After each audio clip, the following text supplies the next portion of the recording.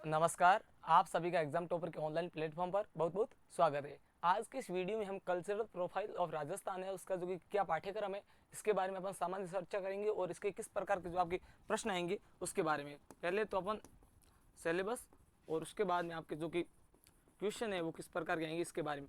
देखिए इतने सारे ज़्यादा क्वेश्चन है और सिलेबस हिंदी इंग्लिश में अपन इतना कम समय में नहीं कर पाएंगे, इसलिए इसकी आपको पीडीएफ वगैरह सब मिल जाएगी। एक बार अपन सामान्य जो कि सिलेबस है उसको हिंदी में विश्लेषण कर देंगे और उसके बाद में आपको कुछ क्वेश्चन यहाँ समझाए जाएंगे, बाकी सारे आपको पीडीएफ भेज दी जाएगी।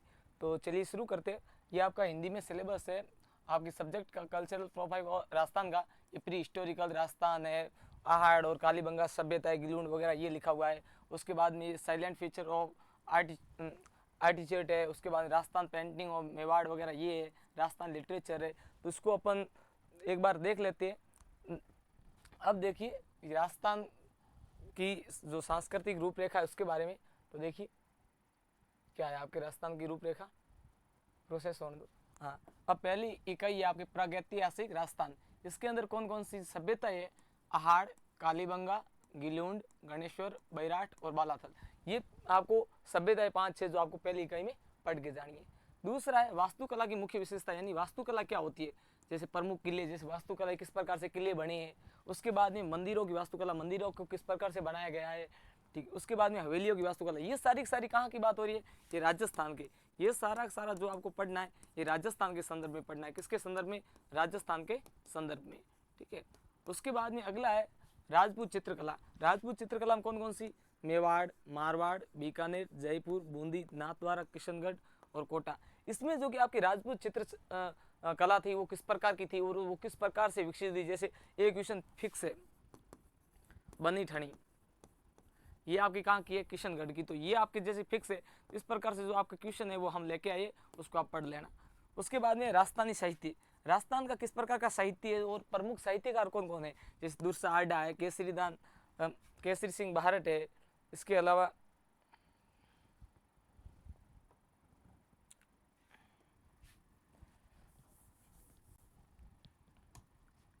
अलावा दुर्सा आडा, केसरी सिंह भारत, कर्णीदान, मोहनो नैन और बाकी दास, इनके बारे में आप क्या जानते हैं? अगला है राजस्थान की बोलियां, मेले, त्योहार, लोक संगीत और लोक नृत्य।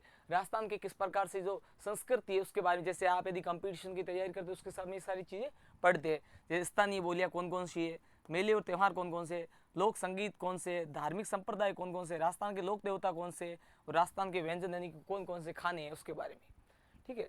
तो देखिए अब इसके छोटे प्रश्न किस हिसाब से है। पहली यूनिट के आपके क्वेश्चन ये रहे। अब देखिए पहली यूनिट का क्वेश्चन है प्रागैतिहासिक राजस्थान में आहड़ सभ्यता का प्राचीन नाम क्या था? आहड़ सभ्यता उसका प्राचीन नाम क्या था? तो उसका नाम था ताम्रवती नगरी। क्या था? ताम्रवती नगरी। दूसरा क्वेश्चन है कि कालीबंगा सभ्यता किस नदी के किनारे पर विकसित हुई है? तो कालीबंगा सभ्यता वो घग्गर नदी के किनारे पर विकसित हुई है। उसके बाद नेक्स्ट क्वेश्चन है आपके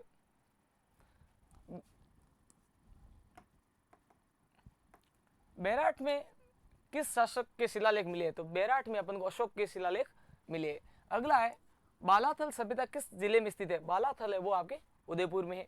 अगला है गणेश्वर सभ्यता किस धातु के लिए प्रसिद्ध है? तो गणेश्वर वो तांबा के लिए प्रसिद्ध है।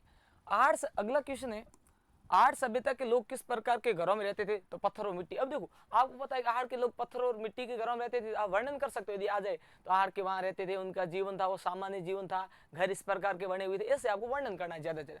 अगला है कालीबंगा में खुदाई के दौरान मिले हुए जूते खेत किस काल के? तो देखो पाक हड़प्पा काल के। पाक जो हड़प्पा काल है उसके अंदर क्या क्या होता था इसके बारे में आपको बताना है। अगला है बैराट में स्थित बीजक की पहाड़ी का महत्व क्या है? तो ये जो कि मौर्यकालीन अवशेष है ये सबसे बड़ा इसका महत्व है। अगला है बालाथल में किस प्रकार के मृत भांड मिले? तो लाल और काले जो मृत भांड है वो मिले। कहाँ पर मिले? बालाथल में। अगला है गणेश्वर सभ्यता में किस प्रकार के तांबे के उपकरण मिले? तो तीर और भाले के जो उपकरण है वो आपको कहाँ मिले? गणेश्वर सभ्यता में। अगला क्वेश्चन है आहड़ सभ्यता का कालक्रम क्या है? तो आहड़ सभ्यता कालक्रम आपके 2100 ईसा पूर्व से लगाकर 1500 ईसा पूर्व है। इसके बाद में अगला क्वेश्चन है कालीबंगा सभ्यता के नगर नियोजन की क्या विशेषता है? तो ये ग्रिड पैटर्न पर बनी हुई थी। कौन सी? कालीबंगा। अगला है बैराट में मिले अशोक के शिलालेख किस लिपि में लिखे हुए? तो ब्राह्मणी। कौन सी में? ब्राह्मणी में लिखे हुए अशोक के शिलालेख। अगला है बालाथल में किस प्रकार की कृषि के साक्ष्य मिले? जौ और गेहूं। तो प्रश्न आ जाए जौ और गेहूं के कहाँ मिले? तो बालाथल में मिले। अगला है गणेश सभ्यता में मिले तांबे के उपकरणों का उपयोग किस प्रकार किया जाता था? तो शिकार और युद्ध के लिए किया जाता था। उसके बाद में जैसे कि आपके ये बहुत सारे क्वेश्चन है, इतने आपके अभी नहीं हो पाएंगे, तो दो सभी करवा देते हैं। उसके बाद में आपको ये PDF भेज दी जाएगी और आप जब तक ये वीडियो है इसको पूरा देखें और यहाँ से पढ़ ले, क्योंकि PDF टेक्निकल टीम थोड़ा भेजने करने में थोड़ा टाइम लगे, तो इसलिए आप यहीं से आप एक बार इनको पढ़ ले, उसके बाद आपको भेज दी जाएगी। ठीक है। अगला है दूसरी इकाई में से क्वेश्चन, वास्तुकला की मुख्य विशेषता है। चित्तौड़गढ़ के किले का निर्माण किसने करवाया था? तो चित्रांग मौर्य था, उसने आपके चित्तौड़गढ़ किले का निर्माण करवाया था। अगला है आमेर के किले में स्थित दीवान आम का निर्माण किसने करवाया था? तो मिर्जा राजा जय सिंह ने वो आपके करवाया था। अगला क्वेश्चन है दिलवाड़ा के जैन मंदिरों का निर्माण किस शैली में हुआ था? तो नागर शैली में हुआ था। किसका? दिलवाड़ा के जैन मंदिरों का निर्माण। अगला है रणकपुर के जैन मंदिरों में कितने स्तंभ है? तो 1444 है, वो आपके कहाँ है? रणकपुर के जैन मंदिर के स्तंभ है। राजस्थान की हवेलियों में किस प्रकार की चित्रकारी की जाती है? तो भित्ति चित्र है वो कहाँ किए जाते हैं? राजस्थान की हवेलियों में। इसी प्रकार से राजस्थान की हवेलियों में किस प्रकार की पोल बनाई जाती है? तो जटिल और नक्शा की वाली ये आपके पोल बनाई जाती है। इस प्रकार के आपके ये क्वेश्चन है। ये आपकी जो कि 4th यूनिट है राजस्थान साहित्य। दुर्सा अड्डा की प्रसिद्ध रचना कौन सी है? तो विरुद्ध क्षत्रिय, ये आपके दुर्सा अड्डा की प्रसिद्ध रचना है। उसके बाद में केसरी सिंह भारत की चेतावनी चुंगटिया कितने सोरठों में? तो 13 सोरठों में लिखे गए। इसी प्रकार से क्वेश्चन है बाकीदास की रचना किस प्रकार के छंदों का प्रयोग करती है? तो दोहा का प्रयोग करती है। अगला है कर्णिदान की रचनाओं में किस प्रकार की शैली का प्रयोग किया गया है? तो डिंगल शैली का प्रयोग किया गया है। प्रश्न ऐसा भी आता है कि डिंगल का हेरोस किसे कहते हैं? इस प्रकार के। उसके बाद में सामान्य दिया आपके बड़े क्वेश्चन है प्रागैतिहासिक काल से रिलेटेड। अब पहला क्वेश्चन क्या है कि राजस्थान में प्रागैतिहासिक सभ्यताओं का विकास और विशेषताओं का वर्णन कीजिए। राजस्थान में प्रागैतिहासिक काल की किस प्रकार की विशेषता है उनका? राजस्थान में देखो पहली है आहड़, कालीबंगा, बैराट, गणेश्वर और बालाथल। अब देखो आहड़ की क्या क्या विशेषता है? ये एक ताम्रयुगीन सभ्यता है। कैसी सभ्यता है? ताम्रयुगीन सभ्यता है। उसके बाद में इसकी और क्या विशेषता है? और ये विशेषता है ये 2100 ईसा पूर्व से 1500 ईसा पूर्व तक इसको माना जाता है। अगला कालीबंगा, कालीबंगा कैसी है? कांस्य युगीन सभ्यता है। उसी प्रकार बैराट, बैराट में अशोक के शिलालेख मिले और बैराट में बौद्ध स्तूप के अवशेष भी मिले। गणेश्वर, गणेश्वर कैसी है? ताम्रयुगीन सभ्यता है। ये अभी आपके पास समय हमारे पास कम है, इसलिए आपको जल्दी से ये एक बार करवा रहे हैं। अगला है वास्तुकला की विशेषता है और इसकी आपको PDF है वो हमारे टेलीग्राम चैनल पर मिल जाएगी। इसकी आपकी लिंक है वो कहाँ दी गई है? हमारे ये चैनल के बायो में दी गई है। और आप हमारी 1 वीक सीरीज है जिसका नाम है exam toppers 1 week series, exam toppers, ये आप 1 वीक सीरीज खरीद सकते हैं। इसके आप रिव्यू वीडियो देख सकते हैं। लगभग जितने भी आपके एग्जाम हुए इसमें आपके 90% सवाल है वो हूबहू। और हिंदी की तो सीरीज में आपका जो इसका मॉडल पेपर में जो हमारे सवाल थे वो सेम टू सेम आ गए 3rd सेमेस्टर में। उसके बाद में अगला क्वेश्चन दूसरी यूनिट से मेन क्वेश्चन यहाँ हम लेके आए जिसकी आपको PDF मिल जाएगी। अगला है राजस्थान की मुख्य विशेषताओं। राजस्थान के मंदिरों की वास्तुकला की प्रमुख विशेषताओं का वर्णन कीजिए। अब देखो नागर शैली है, द्रविड़ शैली है, गुर्जर प्रतिहार शैली है, इनके बारे में वर्णन किया गया है। अगला है राजपूत चित्रकला के बारे में आप क्या जानते हैं? तो इसमें जैसे कि आपके मेवाड़ शैली, मारवाड़ शैली, बीकानेर शैली, इसकी आपको PDF मिल जाएगी। क्योंकि आपके पास अभी स्किल कोर्स का इतना मैटर नहीं है इसलिए। चौथा क्वेश्चन है, वेट कीजिए, राजस्थानी साहित्य,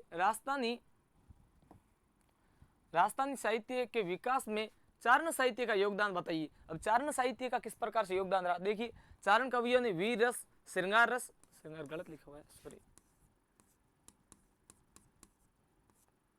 श्रृंगार रस और भक्ति रस की रचनाएं की है। उन्होंने राजाओं और योद्धाओं की वीरता की है। उन्होंने राजस्थानी भाषा के अनेक ग्रंथों की रचना की है और उन्होंने राजस्थानी संस्कृति और परंपराओं का संरक्षण किया है। किसने किया? चारणों ने। और ज्यादातर अपना राजस्थानी जो साहित्य है वो चारण जो जाति है उसके कारण अपना ये बचा हुआ है। ठीक है, सॉरी। अगला है चारण साहित्य ने राजस्थानी साहित्य को समृद्ध और लोकप्रिय बनाया। अब प्रश्न आ जाए कि राजस्थानी साहित्य को सबसे ज्यादा समृद्ध किसने बनाया? तो चारणों ने बनाया। अगला क्वेश्चन है राजस्थानी बोलियां, मेले, त्योहार, लोक नृत्य, इससे रिलेटेड राजस्थान के लोक संगीत और लोक नृत्यों की विशेषताओं का वर्णन कीजिए। अब किस प्रकार की जो कि लोक नृत्य है, लोक संगीत है, तो देखिए लोक संगीत, राजस्थान के लोक संगीत ढोल, नगाड़ा, शहनाई, अलगोजा, वाद्य यंत्रों से किए जाते हैं। यहाँ लोकगीतों का प्रेम, विरह, भक्ति और वीरता। अब देखो प्रेम भी बहुत सारा है, जैसे कि अपन मान सकते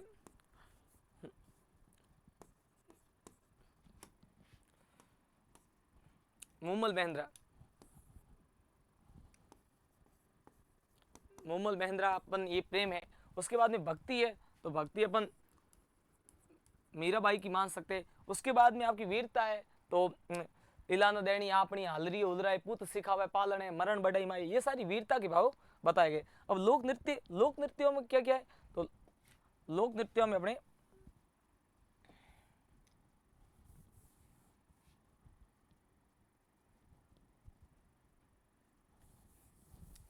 लोक नृत्यों के बारे में देखिए एक बार। लोक नृत्य, राजस्थान लोक नृत्यों में घूमर, कालबेलिया और गैर चरी ये प्रमुख है। उसके बाद में घूमर नृत्य महिलाओं द्वारा किया जाता है। ये नृत्य राजसी ठाठ बाट का प्रतीक है। कालबेलिया नृत्य कालबेलिया जनजाति द्वारा किया जाता है और ये नृत्य सांपों की गतिविधियों पर आधारित होता है। इस प्रकार से आपके जो कि प्रश्न थे हम लेके आए। इसकी पीडीएफ आपको टेलीग्राम पर मिल जाएगी। बाकी मिलते हैं एक छोटे से ब्रेक के बाद। जानने के लिए देखिए अगला एपिसोड। आप सभी का बहुत बहुत धन्यवाद। और भी तमाम प्रकार की जानकारी के लिए हमारे चैनल को सब्सक्राइब करें।